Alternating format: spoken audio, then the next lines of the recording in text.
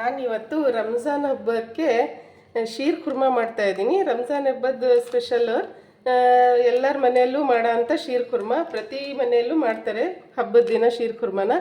ಇವತ್ತು ಎಲ್ಲರ ಮನೆಯಲ್ಲೂ ಹಬ್ಬ ಶೀರ್ ಕುರ್ಮಾ ಮಾಡ್ತಾರೆ, ಅದನ್ನೇ ತೋರಿಸ್ತಾ ಇದ್ದೀನಿ. ನಾನಿಲ್ಲಿ 1.5 ಲೀಟ್ರ್ ಹಾಲು ತಗೊಂಡಿದ್ದೀನಿ ಶೀರ್ ಕುರ್ಮಾ ಮಾಡಲಿಕ್ಕೆ. ಆಮೇಲೆ ಇದು ಡ್ರೈ ಫ್ರೂಟ್ಸ್ ತೊಗೊಂಡಿದ್ದೀನಿ. ನಾನು ಬಾದಾಮಿನ ರಾತ್ರಿ ನೆನೆಸಿದ್ದೆ, ಒಂದು 15 ಬಾದಾಮಿ ನೆನೆಸಿ ಅದನ್ನು ಸಿಪ್ಪೆ ಸುಲಿದು ಈ ಥರ ಹೆಚ್ಚಿಟ್ಕೊಂಡಿದ್ದೀನಿ. ಆಮೇಲೆ ಸ್ವಲ್ಪ ಗೋಡಂಬಿ ತೊಗೊಂಡಿದ್ದೀನಿ, ಈ ಥರ ಹೆಚ್ಚಿಟ್ಕೊಂಡಿದ್ದೀನಿ. ಇದು ಚಿರೋಂಜಿ ಬೀನ್ಸ್ ತೊಗೊಂಡಿದ್ದೀನಿ, ಈ ಥರ ಇದನ್ನು ಹುರಿದು ಈ ಥರ ಉದ್ದಿ ಇಟ್ಕೊಂಡಿದ್ದೀನಿ. ಆಮೇಲೆ ಸ್ವಲ್ಪ ತುಪ್ಪ ತೊಗೊಂಡಿದ್ದೀನಿ ಒಗ್ಗರಣೆಗೆ. ಆಮೇಲೆ ನಾನು 1.5 ಲೀಟ್ರ್ ಹಾಲಿಗೆ ಒಂದು ಮುಕ್ಕಾಲು ಲೋಟದಷ್ಟು ಸಕ್ಕರೆ ತೊಗೊಂಡಿದ್ದೀನಿ. ಆಮೇಲೆ ಇಷ್ಟು ಶಾವಿಗೆ ತೊಗೊಂಡಿದ್ದೀನಿ. ಇದು ಸಣ್ಣ ಶಾವಿಗೆ, ರೋಸ್ಟೆಡ್ ಶಾವಿಗೆ, ಇದನ್ನು ತೊಗೊಂಡಿದ್ದೀನಿ. ಆಮೇಲೆ ಇವಾಗ ಹೇಗೆ ಮಾಡೋದು ಅಂತ ನೋಡೋಣ ಶೀರ್ ಕುರ್ಮಾನ.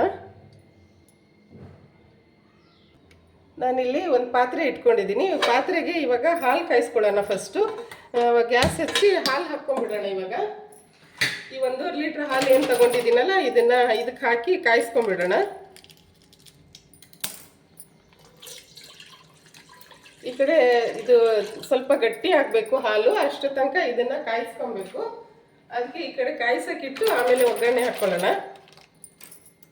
ಇದು ನೀಟಾಗಿ ಗಟ್ಟಿ ಆಗ್ಬೇಕು ಸ್ವಲ್ಪ. ಇದು ನಾನು ನೀರು ಏನೂ ಹಾಕಲ್ಲ, ಬರೀ ಹಾಲು ಅಷ್ಟೇ. ಫುಲ್ ಫ್ಯಾಟ್ ಹಾಲು ತೊಗೊಂಡಿದ್ದೀನಿ, ಪ್ಯಾಕೆಟ್ ಹಾಲು ಫುಲ್ಲು, ಶುಭಮ್ ಹಾಲು ತೊಗೊಂಡಿದ್ದೀನಿ.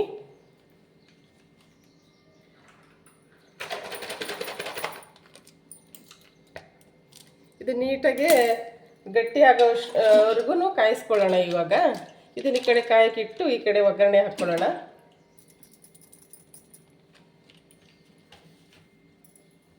ಇದು ಅವಾಗವಾಗ ಗುರಾಡ್ತಾ ಇರಬೇಕು, ಇಲ್ಲ ಅಂದರೆ ಗಟ್ಟಿ ತಳದಲ್ಲಿ ಕೂತ್ಬಿಡುತ್ತೆ. ಇದು ಸ್ವಲ್ಪ ಹಿಂಗೆ ಗುರಾಡ್ತಾ ಇದ್ದರೆ ಚೆನ್ನಾಗಿ ಎಲ್ಲೂ ತಳ ಹತ್ತಲ್ಲ. ಇದನ್ನು ಕಾಯಕ್ಕಿಟ್ಟು ಇವಾಗ ಒಗ್ಗರಣೆ ಹಾಕ್ಕೊಳ್ಳೋಣ. ಇದನ್ನು ಆ ಕಡೆ ಪಕ್ಕಕ್ಕೆ ಎತ್ತಿಟ್ಟು ಇವಾಗ ಇದನ್ನು ಒಗ್ಗರಣೆ ಹಾಕ್ಕೊಳ್ಳೋಕೆ ರೆಡಿ ಮಾಡ್ಕೊತೀನಿ. ನಾನಿಲ್ಲಿ ಒಂದು ಪ್ಯಾನ್ ಇಟ್ಕೊಂಡಿದ್ದೀನಿ, ಗ್ಯಾಸ್ ಹಚ್ಚಿ. ಇದಕ್ಕೆ ಇವಾಗ ತುಪ್ಪ ಹಾಕ್ಕೊಳ್ಳೋಣ. ಸ್ವಲ್ಪ ತುಪ್ಪ ಹಾಕ್ಕೊಂಡು ಈ ಡ್ರೈ ಫ್ರೂಟ್ಸ್ನೆಲ್ಲ ಫ್ರೈ ಮಾಡ್ಕೊಳ್ಳೋಣ. ಒಂದಿಷ್ಟು ಹಾಕ್ಕೊತೀನಿ ನಾನು ತುಪ್ಪನ. ತುಪ್ಪ ಸ್ವಲ್ಪ ಬಿಸಿ ಆಗಲಿ.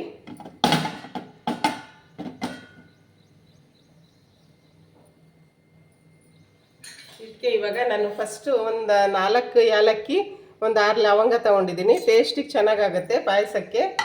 ಏನೇ ಸ್ವೀಟ್ ಮಾಡಿದರೂ ಇದನ್ನು ನಾನು ಏಲಕ್ಕಿನ ಪೌಡ್ರ್ ಬದಲು ಈ ಥರ ಯೂಸ್ ಮಾಡ್ತೀನಿ, ಚೆನ್ನಾಗಾಗುತ್ತೆ. ಇದ್ರ ಜೊತೆಗೆ ಇವಾಗ ನಾನು ಇದು ಉತ್ತುತ್ತಿ ಹಣ್ಣು ತೊಗೊಂಡಿದ್ದೆ. 10 ಉತ್ತುತ್ತಿ ಹಣ್ಣನ್ನು ರಾತ್ರಿ ನೆನೆಸಿ ಬೆಳಗ್ಗೆ ನಾನು ಈ ಥರ ಹೆಚ್ಚಿಟ್ಕೊಂಡಿದ್ದೀನಿ. ಆವಾಗಲೇ ತೋರ್ಸೋದು ಮರ್ತಿದ್ದೆ. ಇದನ್ನು ಹಾಕ್ಕೊತಾ ಇದ್ದೀನಿ. ಇದನ್ನು ಫಸ್ಟ್ ಇದು ಸ್ವಲ್ಪ ಹಸಿ ಇದೆಯಲ್ಲ, ಅದಕ್ಕೆ ಫಸ್ಟ್ ಇದನ್ನೇ ಹುರ್ಕೊಳ್ಳೋಣ. ಇದರಲ್ಲಿ ಹಾಕಿ ಫಸ್ಟ್ ಇದನ್ನು ಹುರ್ಕೊಂಡು ಆಮೇಲೆ ಬೇರೆ ಡ್ರೈ ಫ್ರೂಟ್ಸನ್ನು ಹುರ್ಕೊಳ್ಳೋಣ.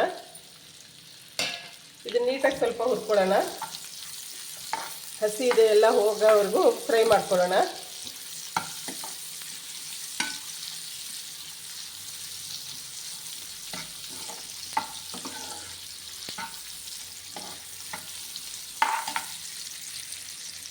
ಇವಾಗ ಇದು ಫ್ರೈ ಆಗಿದೆ.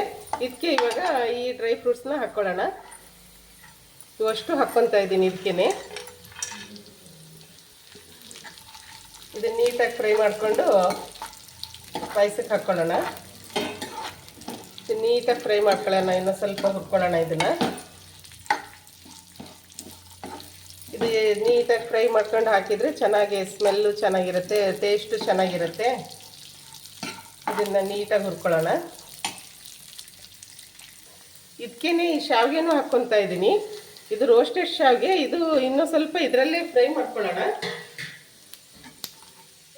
ಮತ್ತು ಸಪ್ರೇಟ್ ಏನು ಹುರಿಯೋದು ಬೇಡ, ಇದು ಹುರಿದಿರೋ ಶಾವಿಗೆನೇ ಅಲ್ಲ, ಹಂಗಾಗಿ ಇದರಲ್ಲಿ ಸ್ವಲ್ಪ ಫ್ರೈ ಮಾಡ್ಕೊಂಡ್ರೆ ಸಾಕು, ಬಿಸಿ ಮಾಡಿಕೊಂಡ್ರೆ ಸಾಕು.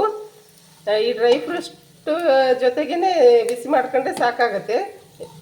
ಚೆನ್ನಾಗಿ ಇದನ್ನು ಮಿಕ್ಸ್ ಮಾಡ್ಕೊತೀನಿ. ಇವಾಗ ನೀಟಾಗಿ ಇದನ್ನು ಒಂಚೂರು ಫ್ರೈ ಮಾಡ್ಕೊಂಬಿಡೋಣ.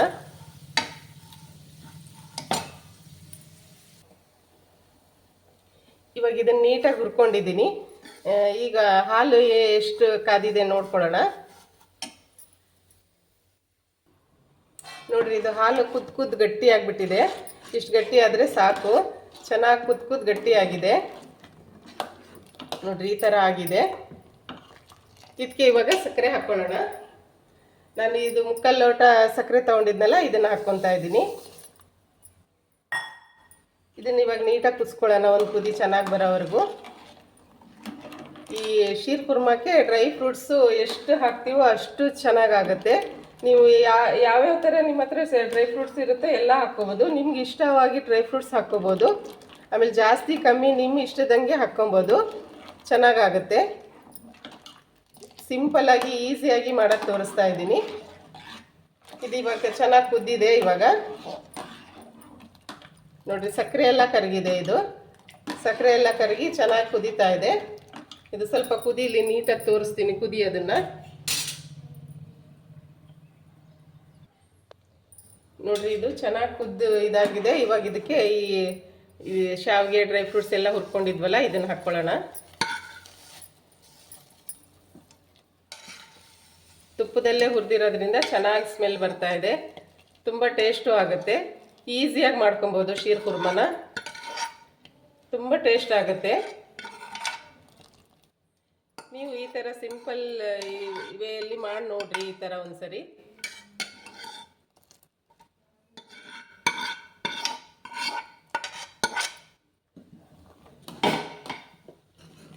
ನೋಡ್ರಿ, ಈ ಥರ ಚೆನ್ನಾಗಾಗಿದೆ. ಕರೆಕ್ಟ್ ಕನ್ಸಿಸ್ಟೆನ್ಸಿ ಆಗುತ್ತೆ. ಶುಗರು ಅಷ್ಟೇ, ನಾನು ಅಷ್ಟು ಹಾಕಿದರೆ ಈ 1.5 ಲೀಟ್ರಿಗೆ ಕರೆಕ್ಟ್ ಆಗುತ್ತೆ. ತುಂಬ ಜಾಸ್ತಿ ಬೇಕನ್ನೋರು ಇನ್ನೂ ಸ್ವಲ್ಪ ಹಾಕ್ಕೋಬೋದು. ನಾನು ಕಮ್ಮಿನೂ ಅಲ್ಲ ಜಾಸ್ತಿನೂ ಅಲ್ಲ, ಮೀಡಿಯಮ್ ಸಿಯಲ್ಲಿ ಇಟ್ಟಿದ್ದೀನಿ. ತುಂಬ ಸಿಹಿ ಆದರೂ ನಮ್ಮ ಮನೇಲಿ ಇಷ್ಟಪಡಲ್ಲ, ಅದಕ್ಕೆ ನಾನು ಸ್ವಲ್ಪ ಸಿಹಿನ ಕಮ್ಮಿನೇ ಹಾಕಿದ್ದೀನಿ. ನಿಮ್ಗೆ ಇನ್ನೂ ಸ್ವಲ್ಪ ಬೇಕಂದರೆ ನೀವು ಟೇಸ್ಟ್ ನೋಡಿ ಹಾಕ್ಕೋಬೋದು. ನೋಡಿರಿ, ಇವಾಗ ಶೀರ್ ಕುರ್ಮ ರೆಡಿಯಾಗಿದೆ. ನೀವು ಇದಕ್ಕೆ ಬೇಕಾದ್ರೆ ಕಂಡೆನ್ಸ್ ಮಿಲ್ಕ್ ಹಾಕ್ಕೊಬೋದು, ಖೋವಾ ಹಾಕ್ಕೋಬೋದು. ನಾನು ಏನು ಹಾಕಿಲ್ಲ, ಸಿಂಪಲ್ಲಾಗಿ ಈಸಿಯಾಗಿ ತೋರಿಸಿದ್ದೀನಿ. ತುಂಬ ಚೆನ್ನಾಗಿ ಆಗುತ್ತೆ, ತುಂಬ ಟೇಸ್ಟಿ ಆಗುತ್ತೆ. ಇದನ್ನು ಕುದ್ದು ಗಟ್ಟಿಯಾಗಿದೆ. 2 ನಿಮಿಷ ಬಿಟ್ಟರೆ ಇದು ತಣ್ಣಗಾದ್ಮೇಲೆ ಇನ್ನೂ ಗಟ್ಟಿ ಆಗುತ್ತೆ. ಇದು ಇಷ್ಟು ಕನ್ಸಿಸ್ಟೆನ್ಸಿ ಇದ್ದರೆ ಸಾಕು, ಚೆನ್ನಾಗಾಗತ್ತೆ ತಿನ್ನೋಕ್ಕೆ. ನೋಡಿರಿ, ರಂಜಾನ್ ಹಬ್ಬದ ಶೀರ್ ಕುರ್ಮ ರೆಡಿ. ಎಲ್ಲರಿಗೂ ರಂಜಾನ್ ಹಬ್ಬದ ಶುಭಾಶಯಗಳು. Sheer kurma ready.